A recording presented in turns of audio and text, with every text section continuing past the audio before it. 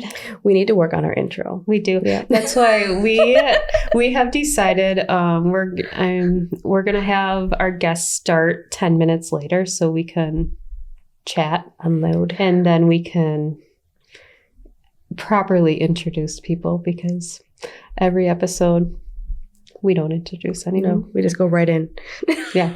Like, hey, thanks for joining us today. Surprise. You don't need to know who we are. You just agreed to jump on here with us. This one's brand spanking new to me. She's not anywhere close to our region, so my region. So yeah, I'm excited, both of us. Yeah. So today we have a self-advocate, again, Ethel. Ethel is going to join us and talk to us a little bit about her journey in self-direction, where it all began, and also just what she has identified as barriers and challenges along the way, and her point of view, which that's what we wanted to. Yep. When we started this, we wanted everyone's point of view, because we know there's challenges. We know that the industry is evolving, but we also know that we still need solutions as we continue. Yeah. Those lived experiences are vital. Mm-hmm. I wish more people were listening to the lived experiences. I feel like that is definitely lacking, but yes, that's what we're here for. Yeah. Put it out into the interwebs. Yes. Let people hook up. Connections. Absolutely. Networking. Yep. So before Ethel jumps on, how was your week? How was deep eye roll? Yes. It was one of them weeks. It was. Sometimes it was you have them. I know, and it is, and that's just what it is. Big transitions internally.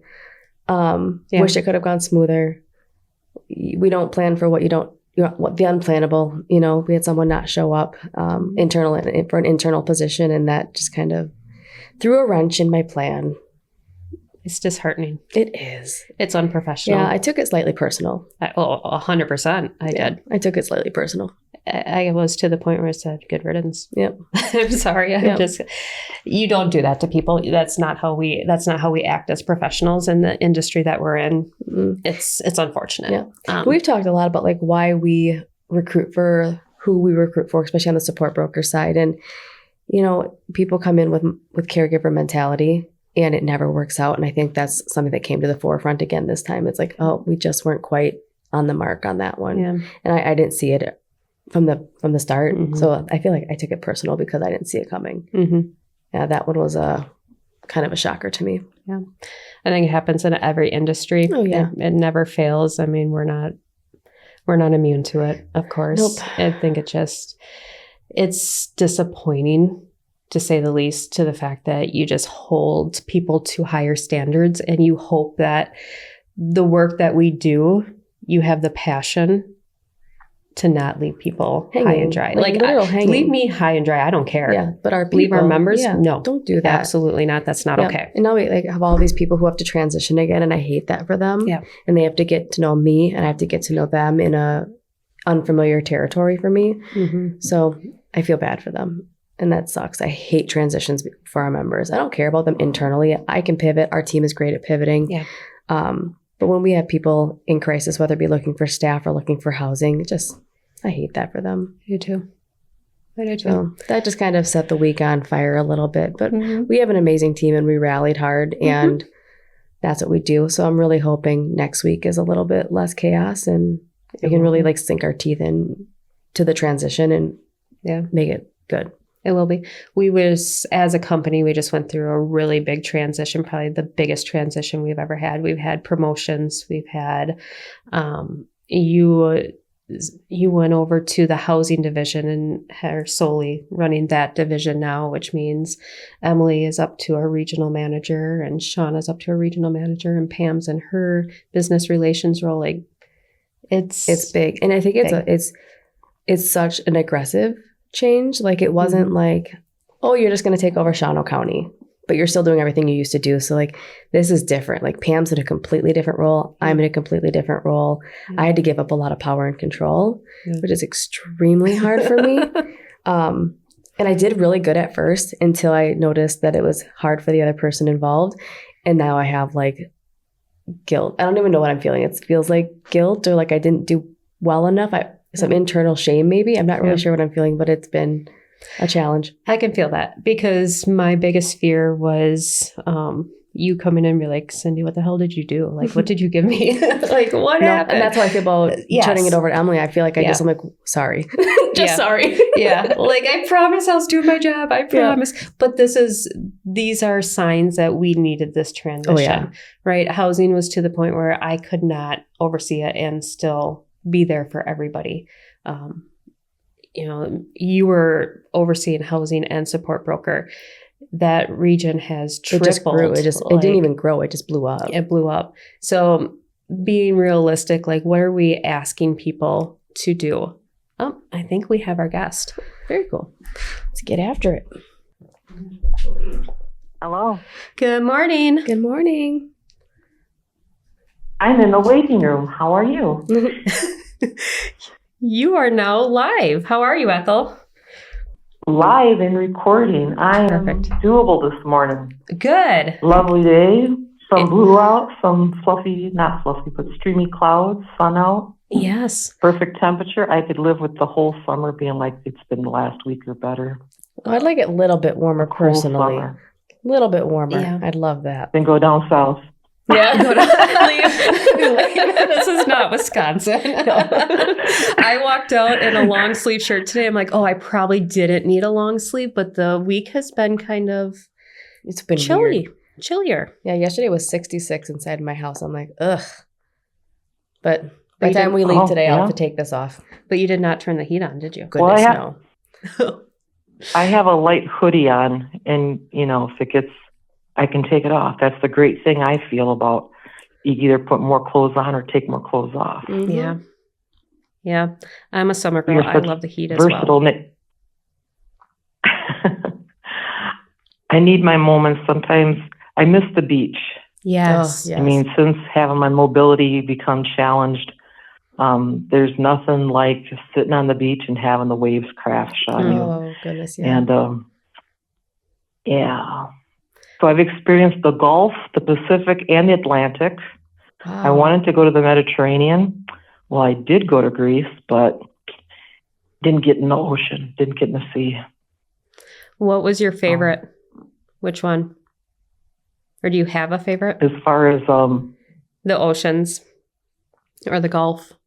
Well, I think it has more to do with who I was with, friends and things. Truth. I would have to say Atlantic was pretty awesome. A good friend of mine for nearly 40 years now, but back then they were like newly married and their son and my kids, and we drove all the way out to Savannah just to see the sunrise.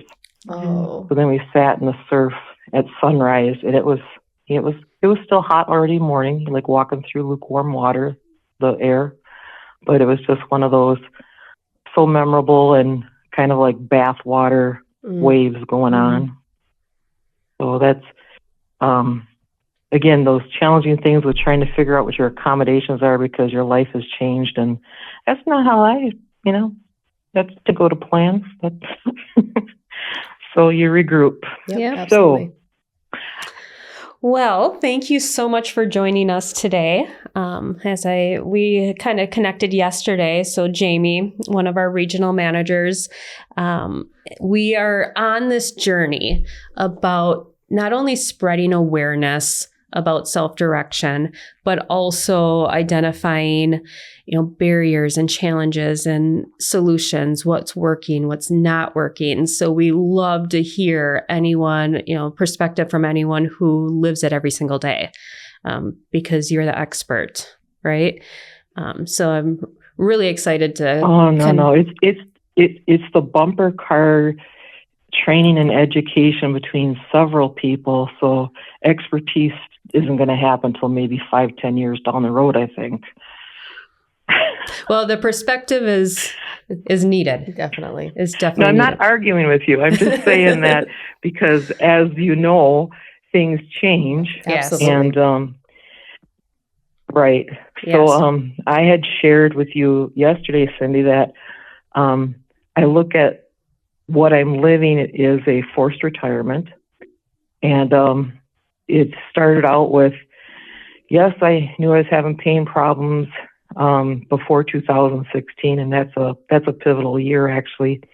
because that's when I was doing quite a bit of traveling the state of Wisconsin, especially the northern part, and going to do speeches and this, that, and the other thing, and climbing up onto the stages. I'm like, these steps are really getting to me. This shouldn't be getting to me. And even like doing physical therapy, this, that, and the other thing, it got to a point where I said to my doctor, I just feel like this might be the better way to describe it. If you recall being like in bi-ed or sports or whatnot, and you're pushing yourself running or jumping hurdles, or you get that lactic acid built up from exercise. Like a shin splint. And lactic acid, just your body is like the muscles are going kind of getting, you hit the wall kind of thing. And it was going on every day, like all the time, and it never would stop. And I would just kind of like keep bulling through it week after week, week after week. And then it just was getting pervasively more difficult to accommodate myself. And so I told my doctor about it. He goes, why'd you say something earlier? I'm like, I did. What the heck do you think I was trying to describe to you? And he's like, that's a type of pain, Ethel. I'm like, well, I don't think of that as like pain. Then I got really well educated about different types of pain and what that Smiley ratio scale is. You know, like when they say from 1 to 10, I was like, I didn't know how to do good self-reporting. And then as things evolved, I use a walker, and I'm trying to get healthy enough to be able to have both knees replaced. So it's been tough mentally and in lots of different things. I'd rather be working. Serious as a heart attack, I would rather be working, but that's not the case right now. What did you do for work? Why do you ask? You said you were doing speeches, and so it intrigued me. I am a person that stays busy. My father used to say that girl just can't have grass grow under her feet. So from young on, I've always been a curious nature and doing things. And for me, it was, let's see, some of the things I was doing was volunteer work, and I'd like to touch on volunteer for sure at some other point.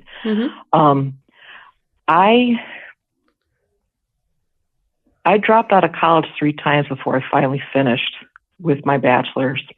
And then afterwards, I had a couple of professors with University of Wisconsin saying, why don't you go on to graduate school? I'm like, what? I'm a single mom. What am I going to do with these kids? Blah, blah, blah. So while I went through college, I worked 2 or 3 jobs. Sometimes I had employers who were on campus, and they're like, well, you know, with what you got going on, bring the kids along, because kids are inquisitive and curious, and they make other people think. And I did some activism in my mid to late 20s. I did jobs that would pay the bills, because back in those days, the child support, for example, because I ended up going through divorce in my late 20s, 17% of zero is still zero. Correct. So I took a time out from college to get trained as a CNA, and then I worked in some institutes as a CNA, and then what else did I do? Worked in childcare. Did some phone center work for some companies. Trying to think. Oh, pick ginseng. There you go. What was that? I loved. Pardon me. Oh, what was that last one? Ginseng. Marathon County is the capital of ginseng here in the Midwest. Yes, like on the farms, the ginseng farms. Oh, I did not know that. Yeah. Fun fact. And one of my employers, my son was walking already, not too good, a little guy. And he was like, well, all you're doing is washing Shang, bring him along. The world has changed so much. Yeah. Not in a good way. I'm sorry, what's that? I said the world has changed so much. No one would ever say, just bring your kids along these days. Well, I understand the liability and one of my fun jobs was I was a nanny for who was a producer at one of the TV stations. Very fun. That was a good time. And then I was a nanny for another person who worked like in media. So like when my kids were with their dad over the summer, I'd have my phone center job, do this, do that. Actually, at one time, I think I had 5 part-time jobs. And I was able to roll with the scheduling, did some retail. One of the cool things, I think, with one of my nanny jobs was here for Marathon County, there's several libraries like Stratford, Ringgold. I don't think we have 10 satellite libraries, but they were like, just go ahead and be adventurous with our kids. And so we took the time to go and visit every library in Marathon County and also tried to set it up with when they were having like a guest there. The one that comes to my mind the fastest, and I'm still friends with this person on Facebook, this gentleman changed his name to Truly Remarkable Loon. It's on his driver's license. He showed me. And he does like magic tricks. He tells stories and does like quick crafts with the kids and stuff. And it was really entertaining. There you go. It fit my inquisitive nature. I wanted to go too. So come on, kids, get in the car. Let's do it. Oh, that's so cool. And you get paid mileage. So I'm going to hold back a little bit about something that I did share before. And the reason for that is I don't feel ready yet to share some of the things I did as far as public speaking goes. Yeah, sure. Absolutely. Not a problem. Yep. This is whatever you're comfortable in. Maybe. Well, I was going to say maybe you'll invite me back another time. I don't know, but I think for this period of time you want to get into, I would rather actually segue back to my personal journey of having a difficult time adjusting to this change of my life, hoping that I'll heal myself out and maybe do something more. I did do home health care. That tended to be my backup plan while I was doing other things. Work 10 to 6 and then go put somebody to bed. Why not? Yep. So yeah, I'm a person who just feels that no work needs to be seen as beneath anybody. Absolutely. All work is important. It needs to be done. 100%. And if you can do it, great. Yeah, and if you can do it, great. If not, I'm sure there's something else that you could be doing. And as far as SDS, I imagined it to be something to help myself set myself up for success with assist. I didn't want someone to. I was really glad to hear about the SDS programming, and my first step in this, well, I'll throw any word on it, I guess, journey, is when I realized that I was not being able to get the natural supports that were necessary for me because I couldn't drive. I was having some vision difficulties, had some eye surgeries and whatnot, and didn't have a family member to drive me, this, that, and the other thing. But I tapped into some really good friends. I'm very fortunate to say that I have friends who are my family. My best friend, we met at 8 years old. We're still best friends.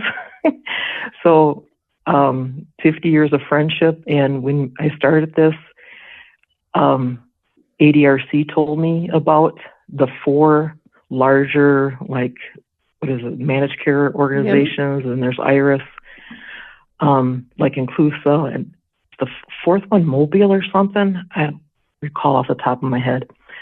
But anyway, I don't think Jennifer will mind. I'll just refer to her as Jenny. And Jenny was like, okay, I will help you out until you can find somebody else. Well, we're talking 3 years later, and right now she's having some family challenges. She's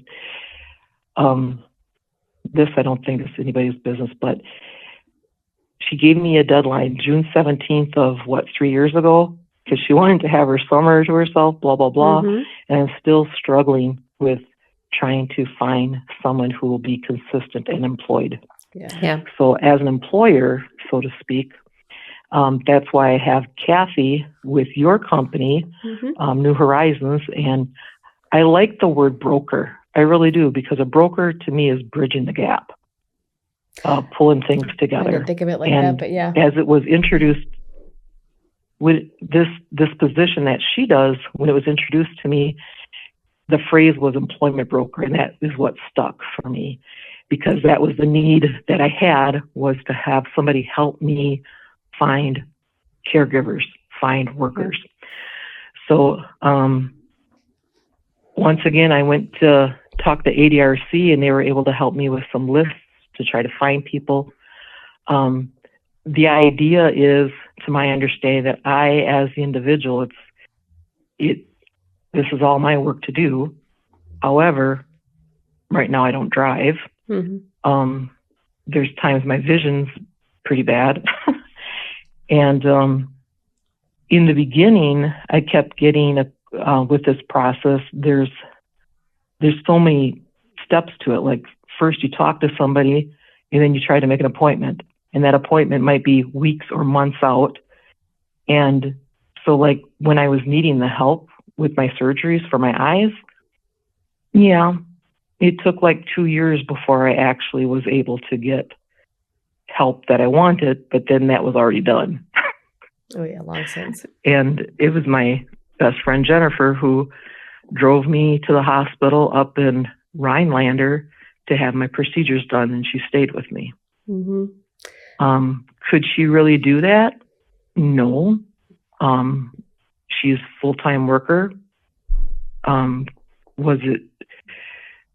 I'm well loved by my friends.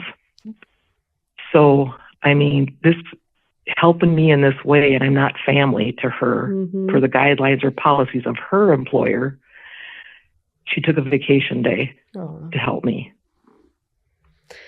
So natural supports right now is a very big topic. And it's definitely in the headlines right now about fraud and abuse and waste. And, everyone has an opinion on it. And mine is we need to support our natural supports, even our paid family caregivers, right? They're taking time out of their busy day and their busy schedule to care for somebody else out of the kindness of their heart. So I think it's very forgotten with the natural supports, that the natural supports also have to make their own living. And that it's not, 30, 40 years ago when the economy was different, and typically there was one adult in the home staying home full time, and that was their career. The world has changed so much that natural supports are just being stretched like rubber bands, and it's not great. Yeah. Well, it's not just because of their working either. For example, in my family, I come from a large family. I have 5 sisters and 3 brothers. And there are some mental health issues where it's actually unsafe for me. So I'm like,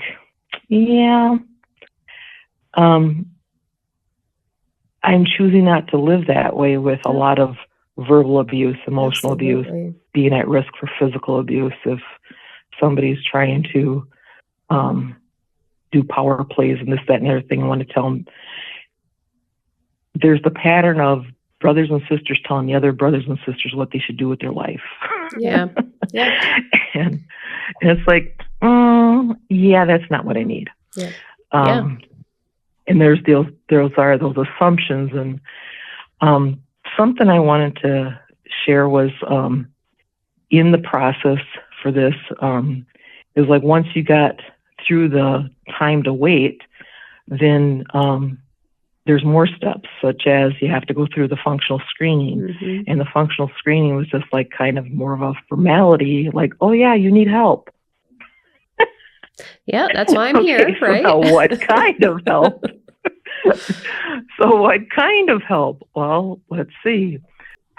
I think it was April 2023 when I entered services, but there was easily a waiting list for over 9 months. Oh, wow. That was in And then I 23? felt like, pardon me? That was in 2023? I believe so. Wow. For a waiting list. Okay. I was not aware of that. Interesting. Before I finally had the face-to-face and met my care management team between the care manager and the nurse. Wow. Interesting. Okay. So, yeah, so like at the end of 22, in the beginning of 23, I had my 4 surgeries, which were a fun time, let me tell you. And I just remember being home alone day after day after day. Oh, here's a fun little fact about me. I do not own a TV. Oh. I don't have like all that entertainment stuff going on or whatever. The device I have to use is the one in my hands. Wow. That's the cell phone. Interesting. So do you read? Is that how you? Yeah. Okay. Awesome. Okay. Well, if I have a large print edition, I read more. So I read more than other people, but I don't think I read as much as other people I know. I know some really avid readers, and people can read 5 books at one time. I'm like, that's like changing channels on the TV or just, different soap opera episodes. Mm-hmm. That's literally how my brain works. Yeah, I can't either. I need to finish my book. Otherwise, I start intertwining them together like... Yeah, characters start joining I the other just like book. to give respect to the whole story. Yeah. Just be there. Well, one of the things I'm dancing around and I think is very important is that with my experience, with my care team that came, they were like saying, we're going to creatively think with you. How can we help you get your needs met? And it was a lot of DIY, do it yourself. Yeah. And I remember sitting there going like, why did I call you then? Why? I just felt like there was always significant pushback.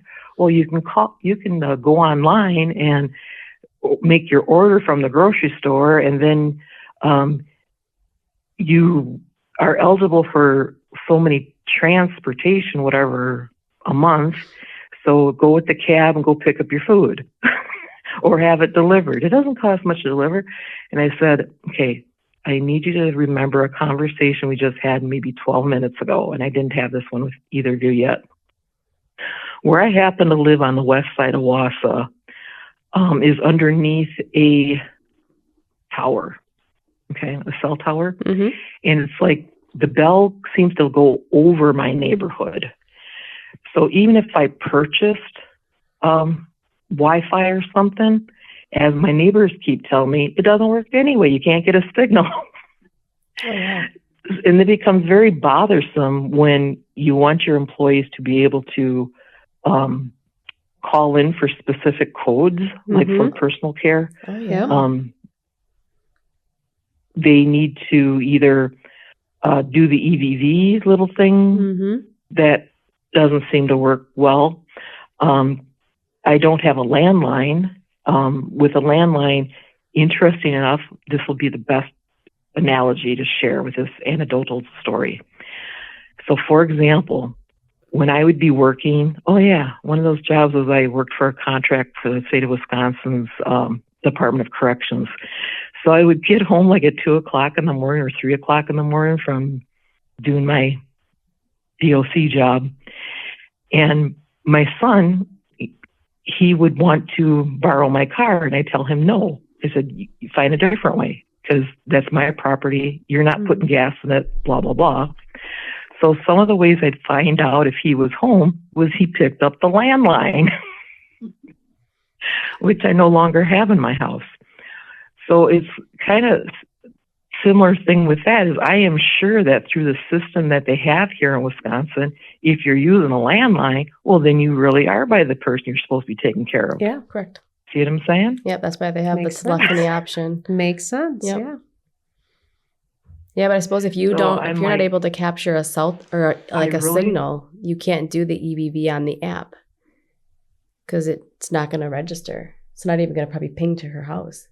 So I really would like a landline back in, and I'm being told by the phone company, we don't do that anymore. The trend is nobody wants to use a landline. And I'm like, I did not know that either. I want to use a landline. So are you telling me that legally you cannot put in a landline for me? And they're like, we'll get back to you. We have to relook at our policy, blah, blah, blah. And I'm like, that's a utility. Yes. And years ago, for example, Wood County had a telephone company, Amherst had a telephone company, and you're telling me that if it's your business strategy and you're denying me that access, I don't know how to go about it. But I just muddle through with what I have now. That feels like a reasonable accommodation issue to me. Well, businesses have landlines. Correct. In Wausau, I'm assuming. Yeah, right. So I can't imagine that they well, don't here's have the other landlines. fun thing. The community that I live in, part of the contractual agreements for living in the community that I live in is you can't have a business in your home. Oh, my. And I happen to own my house. I just don't own the land. So technically, I'm like, you have an EIN. The fact that my house is paid for, and it's not glamorous, the fact that my house is paid for, that is what essentially helps me being able to not dip into other funding or resources in the community. Like, if I didn't have my house paid for, then I'd be like, given my situation, I'd probably need to be signing up for housing. Yeah. So I'm not using that resource because I'm taking care of what I have. Absolutely. Do I get any credit for that? Absolutely. I think you should. 100%. So, one of the reasons why I didn't want to use a company for personal care is that it would expose me to several different people at a time. I don't need people looking at my naked body, be in and out of my house, and have the increased possibility of theft. Absolutely. And it's just tough to get past. And the beginning of this situation was this answers and responses were very vague. And there was a learning curve. There was like this funny little dance where it took a while to get workers to hear me and understand that I felt it was hard I just felt like it was hard to say much of anything because I felt judged. Yeah. And what kind of time do we have? Can I tell you a little fun story about my care manager who came to visit me just a couple of days ago? For sure. Yeah, we got time. Absolutely. Okay. So every 3 months, I have a 6-month care plan. And then in 3 months, there's a review that needs to be face-to-face. They want to make sure that you're in your home, blah, blah, blah, safe, this, that, and the other thing. And then she was sharing with me that she brought up the fraud thing again. And sometimes I'm like, I feel like I have to be hyper vigilant to do things that I do to prove that it's not fraud. I feel like sometimes they're on my back. Like, there's some choices that I have made, and they're like, couldn't you have, don't question why I did it. It's not your wallet.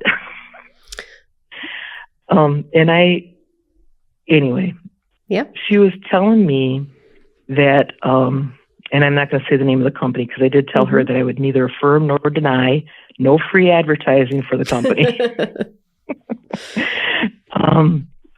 She was telling me about how years ago she felt that she was working with a client who really abused the system. She had heightened awareness for fraud happening, and she said that the person was an able-bodied person who could work. And I had shared with her that I felt a heightened awareness of, or feeling of not being worthy of the help that I need. And I shared with her that I was good about telling her when I thought she oversteps a boundary about things, and it's none of her business. And as you know, people can ask you anything. People can ask you anything, but you need to have the wisdom to know that they don't need to know it. I had shared with her that I have worked in the past, and I've even witnessed through families, members of my own. I was aware of somebody who struggled with a mental health concern, and they were placed at a job. And at the job, the supervisor leaned into them and leaned into the worker hard. And what that person said to the supervisor was, if you don't lay off, I'll jump into the crusher.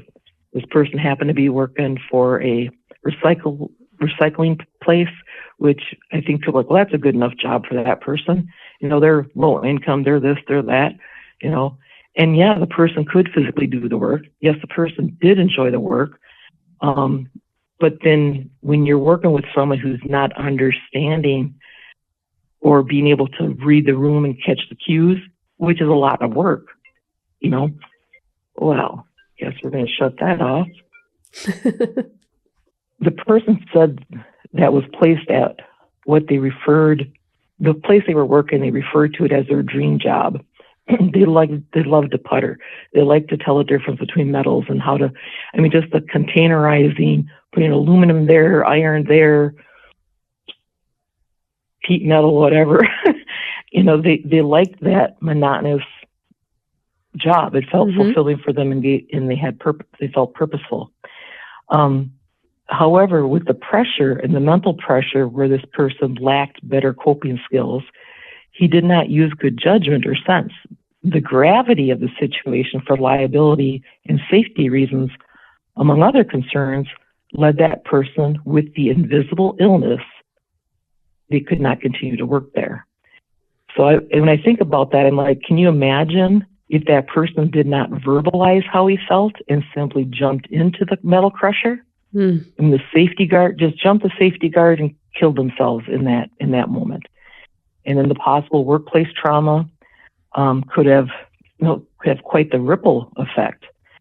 So this care manager I was talking to is, each person has a piece of the puzzle of a person. Yep.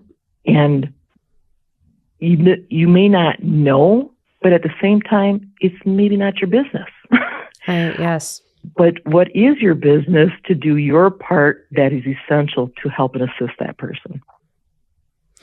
Yeah, I think that's a very good point. And being able to advocate for yourself and being able to know when that boundary is, like how to set that boundary. And it's really hard because my son is in long-term care, so I'm kind of have an understanding. And when they're in your home and they're offering you support and they're also asking questions, in that moment, it is kind of hard to figure out, like, do I have to answer that question? Like, because they're helping me, do they just get access to 100% of my life? And that's a challenge. That's absolutely a challenge. That's education. Yeah. And I think it's like figuring it out definitely too. Education. Like, I think it's like just kind of figuring out like where that line is. And I've had a difficulty time navigating it personally because I'm also on the professional side too. It's a dance. It is. Absolutely. It's a dance. Do you feel like you have to advocate for yourself to get you the services you need? Absolutely. Yeah. Mm-hmm.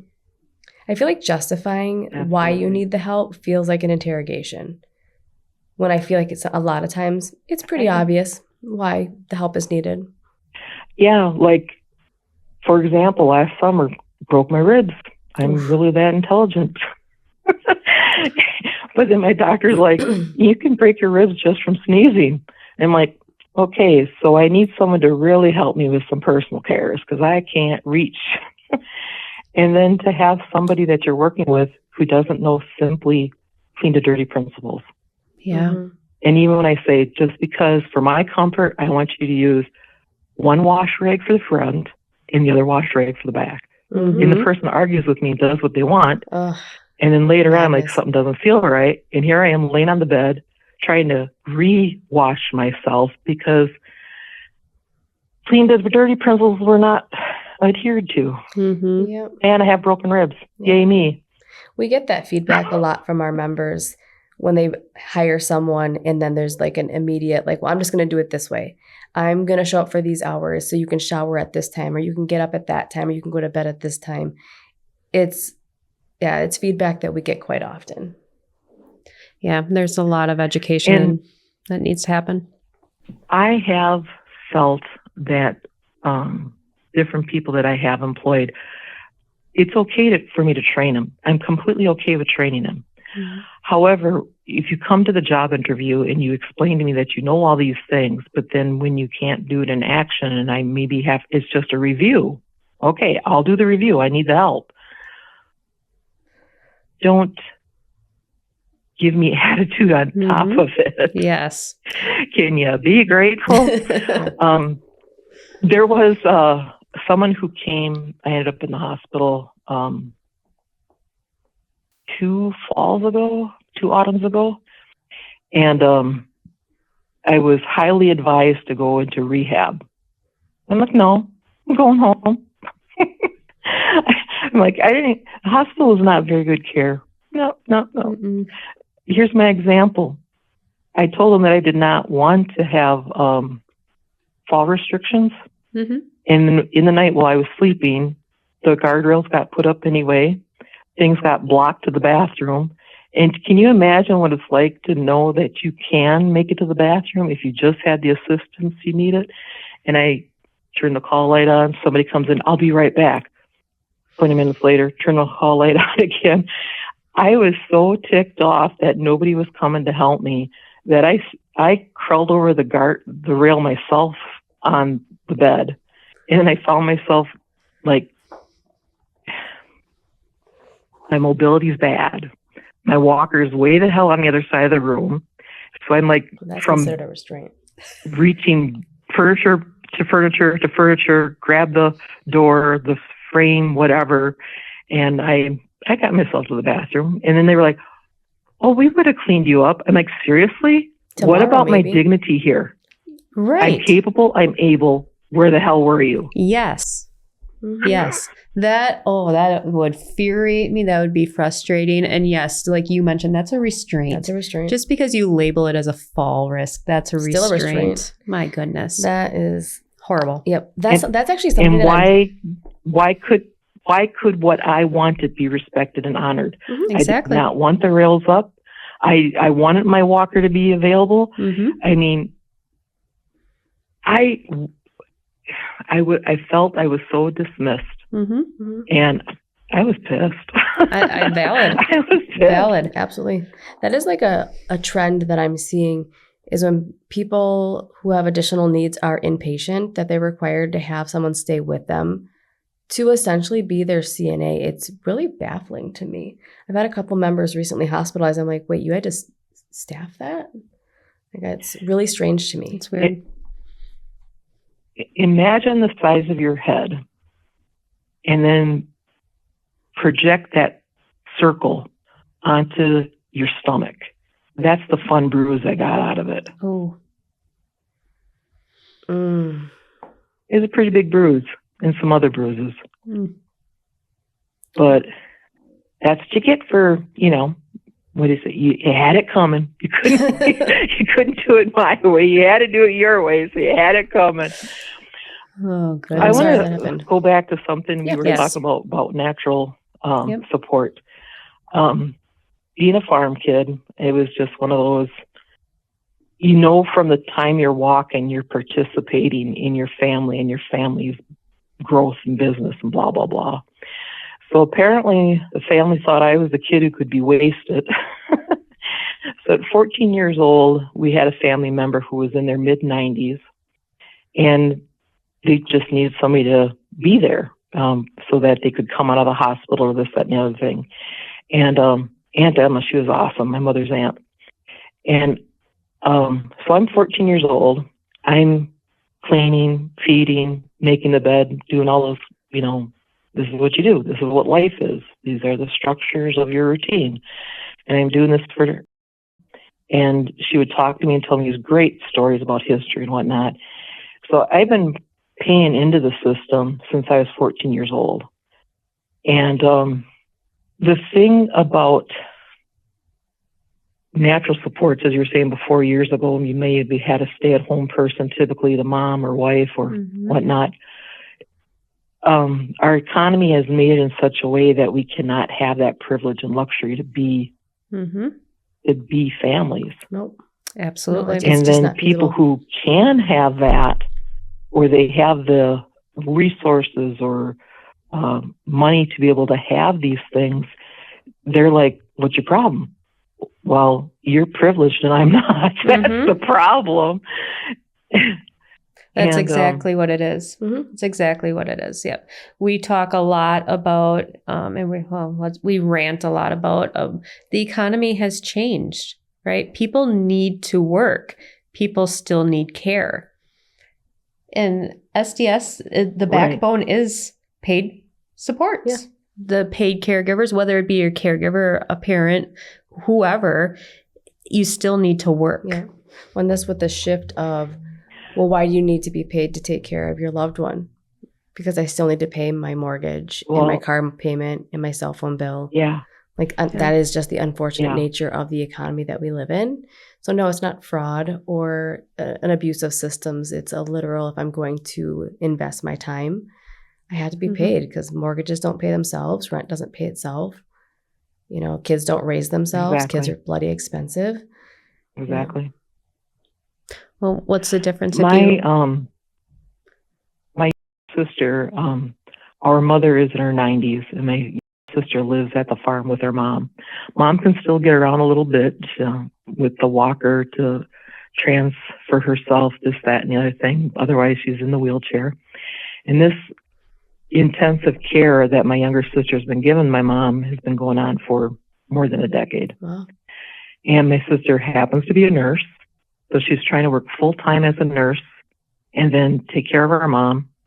And family members you would hope come and help. Some can. I'd rather be more helpful than I am, but I have my limitations. Mhm. And yeah, I have other family members who think my younger sister's making all this money. She's got the gravy train going on. She's working as a nurse and gets paid to help our mom, blah, blah, blah. No. No. Well, Because the propane still needs to be paid for, the Mhm. light bill still needs to be paid for, the property taxes still need to be paid for. And, you know, as much as both of my parents had good intentions of trying to put together a family life where you look so many generations ahead, because the generations before us try to do things to support. Here's a simple example. My grandmother, my mom's mom, she'd like, give me the kids, I'll babysit, go to work. So childcare didn't have to be paid for. Yep. Yep. So the longevity of the whole lifespan of a family, people nitpick to death. Yep. Like, Well, and not they even, start wondering who's protecting who. and not to mention the burnout from it. Oh goodness, yes. You go to Caregiver burnout's work. real. And then you come home I and was work. going to mention that also. Yeah, my sister, not going to share her name, got 5 of them. She was burned out pretty bad. Yeah. I mean, my heart was, I was so concerned for her. She mentioned, like, there's a friend of mine who happens to be a nurse practitioner, lives in a different state. And she was like, could we pick their brain? So we call that friend and I was like, the two of you talk, figure out what you need. And I wanted to say that with this dance of figuring out how to get care and also people being paid for their time, because it's just the reality of today. You kind of wonder who's protecting who. And then as far as those dollars, when I was talking about paying into the system since I was 14, I've earned the dollars toward retirement. Yep. Okay. And what was baffling for me in the beginning, and now 3 years later, it finally comes to a more clear fruition, is the dollars that are available, the managed care program, they keep them. Somebody shared a nice phrase with me. They hold it so close to their chest and they act like as though it's their money, when actually their job, in my view, is they're stewards of that funding and that money. So when it came to hiring, at first, I kid you not, 3 years ago, they were saying $10.50. That's all we pay. And it was also during that time when Inclusa got busted. Oops, it was in the art. It was a newspaper. I'm not throwing anybody under the bus. It's public knowledge, or it could be public knowledge if people, wanted to be interested. They're like, how could you have what was it? Maybe a couple million in extra profit, which could have been utilized to, I'm guessing at the prices here. If somebody else wants to know the details, go figure it out, fact check it. Those dollars could have been utilized to help someone to get where they needed to go. And now, it was, I'm not exactly sure when it happened, but there was like, we have to increase the caregivers' wages. So it went from $10.50 to $10.50 to $16. And I was like, okay, who is hanging on the dollars here? Because that's a big jump. And now I was like, well, is the possibility why I'm not being able to hire a caregiver is because they're not letting the money loose. And here's my comparison. One of the 3 jobs I was working before I got forced into retirement, I was a caregiver. And I had a boss, I took on this 3rd job, and he calls, will you be at so-and-so's apartment to take care of that at so-and-such time? I'm like, yes, that's the schedule, sir. He goes, I need to talk to you. So I feel like I'm going to the principal's office, right? I don't know what kind of trouble I'm in. And he calls me out in the hallway to talk to me. He says, typically we don't give people a raise until their 90-day review. We're getting such great feedback from you that A, here's a bonus, B, here's your raise. And I'm like, doesn't everybody work like this? Because this is how we were trained to do things, and I kind of feel like I'm a slacker. I didn't feel I was worthy of what I received, and I was like, okay. But the wage I was getting like 5 years ago, they were not even beginning to open the door for that. So when I learned about this fun phrase called the wage band, I'm like, okay, why are we still playing poker here? Mm-hmm. If my person is worth $16 an hour, mm-hmm. starting out, why can't they have it? And currently, just to put it out there, and you're actually doing me a good favor now that we're talking, currently my base for people who I hire is $17.50 an hour. If they're worth more, show that they can do the job and, mm-hmm. keep the boundaries, be respectful. I don't want to know all about their life. You come to my place high, you're out the door. Because I don't want to live that way, right, at risk. Then I've learned there's room for an increase. Mm-hmm. So, but you need to come to work. Yeah, show up. I mean, I'm here thinking about this one person that was interviewed on May 15th. I think we would work brilliantly together. Mm-hmm. Here's her situation. She does not drive. Apparently, mm-hmm. she's had some trauma in her past, so she will not drive. I am 2 miles from the bus line. And she says, well, 2 mile walk, that wouldn't be too bad. But then what about inclement weather? I'm like, well, yeah. But for me, knowing the person that I am, I'd be like, well, let's be flexible. If it's downpouring today, I'm okay with you coming tomorrow, or let's find a different day. I know that I'm a person who will wait things out or go without. I mean, mm-hmm. just get me through the day, sleep through it, see what tomorrow comes.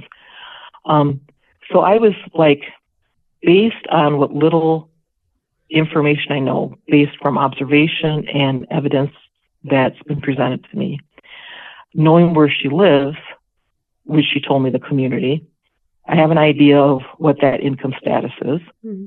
Based on things she had shared with me that she's being the grandma, taking care of kids, so grandkids, so the sons, daughters, nieces, nephews can get to work. I had thought, well, you are on the bus line. What if we worked out a schedule where you met me at the grocery store, I'll come by cab. You help me with my grocery shopping because I want to see the products as best I can. I want to know what the prices are. I want to see, feel, touch, even with my limitations, with my eyes. I want to be able to compare the prices. Does that make me sound like a control freak? No, I do not think so. Well, why am I being told that you could DIY, just put the order in and go pick it up? It's not for everybody. It's not. I mean, how do they know that I can tell if there's grain on the hamburger, so I'm not going to pick it up? I personally, I'm not an online shopper either for my groceries. I'm the same way. I need to feel them. I need to see them. So I feel like that's just a right to be able to go do so. It's a preference. I have to get out of the house. Gosh, it's just not healthy to sit at home all the It's time. my pursuit of happiness. Yes. Come on now. Yes. And everyone is allowed that. Yeah. Everyone. Yep. I prefer to order all of my groceries and have them delivered, but that's not everyone's preference, and that's allowed. Yes. It's allowed. You're allowed to have a preference. So I was trying to get a conversation with this person, which I'm having with you now because I'm not able to have this conversation yet with her, is, okay, take the cab back with me to my house. Help me put the groceries away. Actually, I need someone to put the groceries away. I don't have a ramp. I have a stairs, and with the walker, it's a good time to try to do that all by myself, let me tell you. So come over, do a couple hours of chores, help me with my personal cares. Please help me have my hair washed. I have long hair, and I like it washed at least once a week. Fair. And I'm like, is that asking too much? No. And then I would like to say, okay, so she wanted to rely on family members to take her work here by me and to pick her up and that. Like, well, what if we found you a ride home? And what if, for example, and I don't know if this is the case for her, there are resources and agencies where I'm like, you guys just don't play well together. And this is my example. So you have some people who are using W-2. And I have some background on that of watching that for the last 35 years or so. And I am aware that for part of the program, they are required to show so many attempts or, applications out looking for work. And there's money, this come back full circle on this, the idea of the money they hold close to their chest. What is wrong with just saying, okay, yes, you are receiving benefits because this was your solutions for now for survival. However, if you make $400 a month, we're not going to penalize you for that because you're having an opportunity to grow out of your poverty or your situation. Why is it like such a horrible thing to say, based on the information that we have for you, blah, blah, blah, as long as you don't make over X number of dollars? I mean, even people who get disability, it's like, as long as you don't make X number of dollars in a month, you still get to keep your health insurance. You still should, your food stamp amount might go down, but it only goes down to a portion. Like, how does that work? For every dollar you earn, they take 50 cents away of the benefit, for example. And it's like, there's these formulas, there's these equations, there's this, that, and the other thing. Do the math. Just do the math so people can live. I mean, I need the help. I'm being selfish here. But at the same time, you're willing to work, but you're scared because the pressure people put on you for wanting to do better for yourself. I think it's a vicious cycle. And what you're describing is one of the benefits of self-direction. We should be able to be creative and allow people to find alternative ways. And that's exactly what you're trying to do. And that's what's needed in this world. So just to put it out there, thank you for that. So in addition to this that I'm describing to you, last I heard, unless the big beautiful bill botched it up, that I would think, being that we are the state of Wisconsin. The state of Wisconsin is usually pretty savvy about helping its population, which is another story. If the person found a job, last I heard, they would help that person who was using benefits to get the transportation to be able to get to the job and back. So again, this is a conversation I would like to have with somebody, and I know it would benefit other people. Yeah. Well, by just knowing that. I think you sparked the interest. I'm sure listeners hopefully will have something to look into and research now, because it's a very valid point, very much so. Ethel, we're at our hour. We're coming up on our hour. So I just want to close out by asking, like, any thoughts or feedback as to, I guess, what can be improved upon or what's going well, whichever one you want to close out on within self-direction. I would like to be able to get more education, but also to educate with what I already know. I think SDS could be improved upon by maybe using a couple of models. The one that I wanted to get into, I'll just briefly say, we have a wonderful resource here in central Wisconsin called the National Wellness Institute. And interesting enough, Dr. John Munson was an instructor I had at Stevens Point.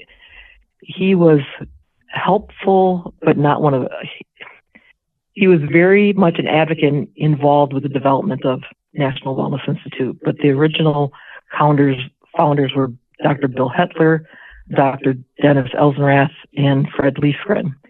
And they, in the 70s, I think they actually got the institute up in 1976. So to me, this is a core model. And for me, I'm kind of like, go back to core. I mean, other people come and say, well, now there's this 8-dimension wellness, 10 dimensions. Well, that's fine. If you want to do up and beyond and improve on something, go to core. You always crawl before you walk. So they use, let's look at your physical dimension. Let's look at your social dimension, your intellectual, spiritual, emotional, and occupational.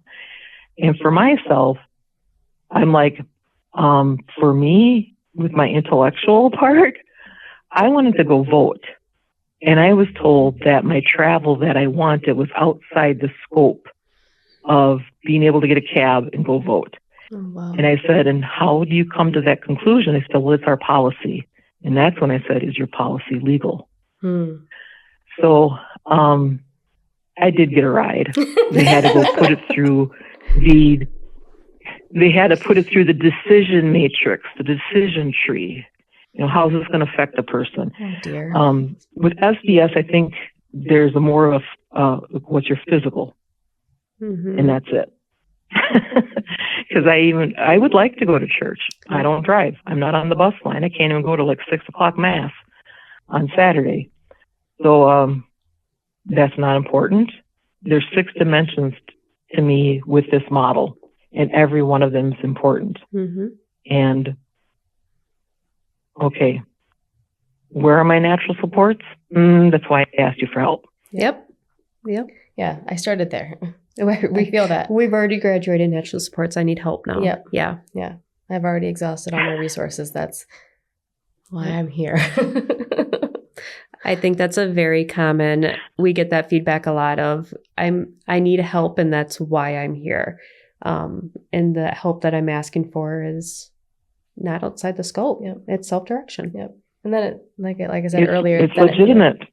Yep. And then you feel like you have to justify why it's necessary. And that kind of stings some days. Yeah. So, well, Ethel, we would be happy to. You listen to me a lot. Thank you. I love the perspective. Like I said, we love this perspective, and you brought up such valid points. So you are always welcome back anytime if you're interested. So we are going to continue down this journey. And like I said, just spreading awareness and what works and what doesn't work. Absolutely. The Dr. Charlie Mayo is quoted as saying, the best thing about sharing knowledge is once you share it, you still have it. And And then I also I don't want to belabor you, but yeah, I guess I'd love to come back. Please. We would love to have you back. And Um, yes, I've learned a lot today. I really have. And it has been an absolute pleasure talking with you. Thank you. Thank you both, Cindy and Jamie. Jamie? Jamie. Yes. Yep. There was a J in my mind, but I was trying to find the rest. All right. Wonderful. Well, we'll keep Parting in in touch. sweet sorrow. It is. Thank you so much for taking the time. Have a great day. You Enjoy too. the sunshine. Bye. Thanks, Ethel. Bye. Bye.